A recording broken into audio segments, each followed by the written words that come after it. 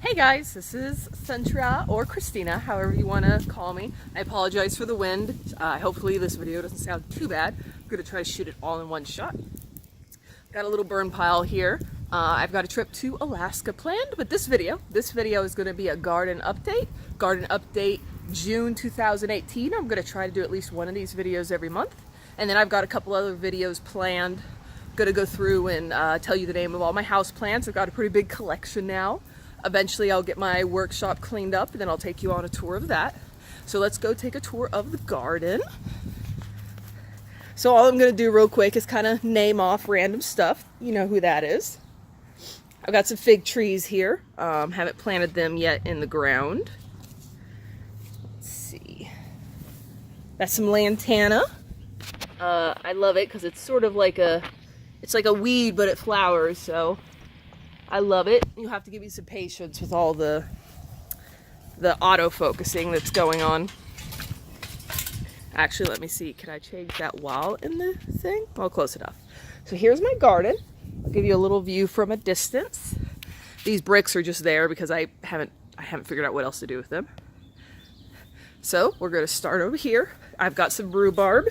I have a lot of nostalgia of eating rhubarb when I was in Alaska, so it's pretty prolific there and it grows pretty big. So I planted this and I'm actually surprised how well it is doing because they kind of prefer cooler temperatures from what I know. Right here I got a Meyer lemon tree. It kind of died on me through the winter. You guys might have remembered it from last year. And I brought it back to life. It had 2 leaves, so these are all new growth leaves. Generally with a citrus tree, you don't want the leaves to fall off, so that's not great. Coming over here to the first bed. So this is my pepper bed, but let me show you what's not a pepper first. I have a potato here that was in my compost that I didn't plan for it to seed, and it did. And I'm going to go ahead and show you this because the chickens have already attacked all the potatoes in here. So yeah, there's quite a few little potatoes. There's a potato down there. But the chickens keep digging them up, so I don't expect to get much out of this bed. Let me finish covering him up. You don't want the sun to get on the tomatoes. It turns them green. That's bad. I'm not sure why, but I've been told that's bad. No idea what this is. Might be a type of bell pepper plant. I'm trying to get our focus action going again. All right. So this is the amaranth here, coming around it. This is reseeded from last year. Maybe I'll get a little harvest off of it this year. Coming over here, here's where I've got a lot of prolific pepper generation going. And keep in mind, I've recently picked a bunch of peppers. So this right here is, if you can guess, I'll give you a few seconds. You can get these in supermarkets. There's a pretty popular Mexican dish. Chili relleno, I think. I'm not saying it right. So this is a poblano. This is some randomly seeded Swiss chard. This is some kind of sweet pepper. Actually don't know what it is. It's pretty thick though. Thick with C's. This guy right here. No idea what he is. I think he's sweet, but he's got a little spice to him. A little more than these guys, which are essentially large banana peppers. And I love these plants. They just keep putting more and more on. Ah! I was being attacked. Now it's attacking Flint. Pretty good sized bell pepper down here. Let's see, what else do we got? Maybe jalapenos. Those might be serranos. Possibly. Honestly, I don't keep up with stuff. I have a list of what I planted, but I didn't keep up of where I put them. So if I really care, I pick the fruit and then I look it up online. This was pepper bed number 2, but it ended up having more tomatoes than peppers, which you can see based on this little tomato jungle here. If you slip in here, you can see these I think they're ghost banana peppers. Gypsy peppers, I'm almost positive. This is the plant that I kept, I overwintered. So this plant that's kind of hiding in here, see, here's the top of it, is, get out of here, tomato. Yeah, it's going on 2 years old, and I'm going to try to overwinter it again this year. It put on a lot of fruit when I first put it out here. I probably got 10 or 20 peppers off of it. It's slowed down some now. So lots of tomatoes hiding in there, you guys might be able to see. There's one somewhere. But the big pride and joy, well, real quick, before I show you the big pride and joy, here's the melon, squash, zucchini, cucumber bed. Kind of last minute it. I don't think that's a word. Pretty sure. We'll see how that goes. I'm just kind of letting things go kind of naturally. I don't got a lot of planning. I haven't obviously done a lot of prep work. If I had some more money, I would buy a bunch of mulch and I would line the beds with walkways. These are all 4x4 squares. Each one of these beds is a 4x4 square, kind of mounded up of compost. And then I want to cover them with newspaper and cardboard and put another layer of compost on them. And that'll take care of the weeds. I might wait till the winter to do it rather than trying to work around the plants.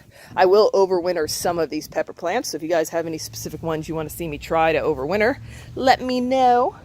So right here is my pride and joy. This is the tomato jungle.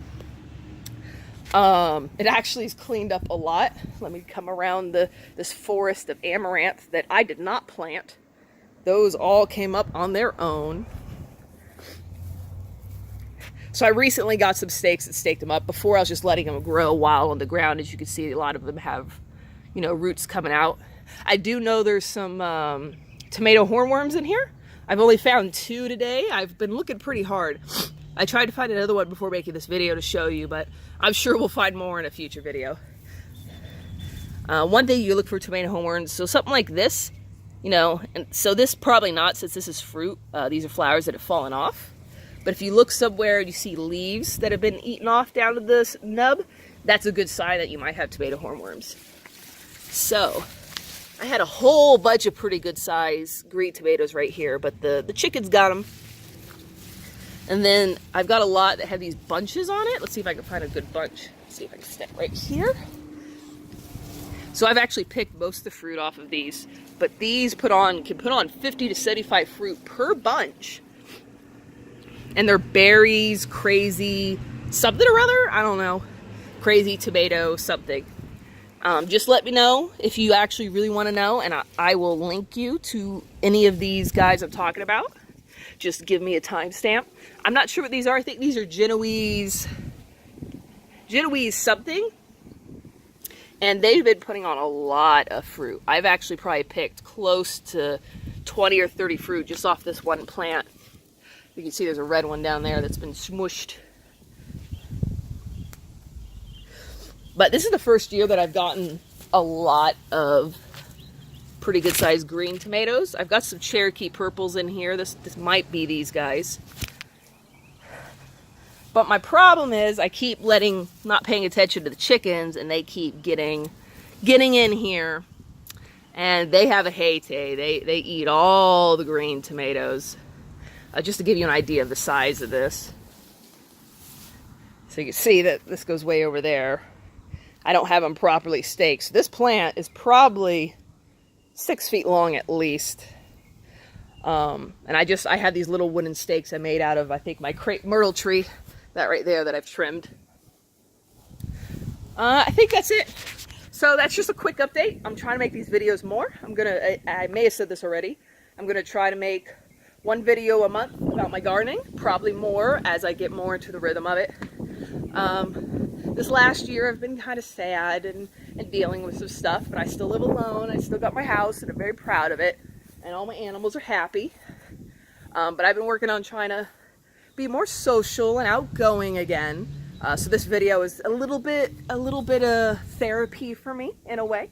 So please leave me comments. They would be really encouraging, and they would help me make more videos because I'm shallow and I need positive reinforcement. Not really. But anyways, this is Citrus signing off. I'll talk to you guys in the comments below, and I'll see you guys in the next video. Bye!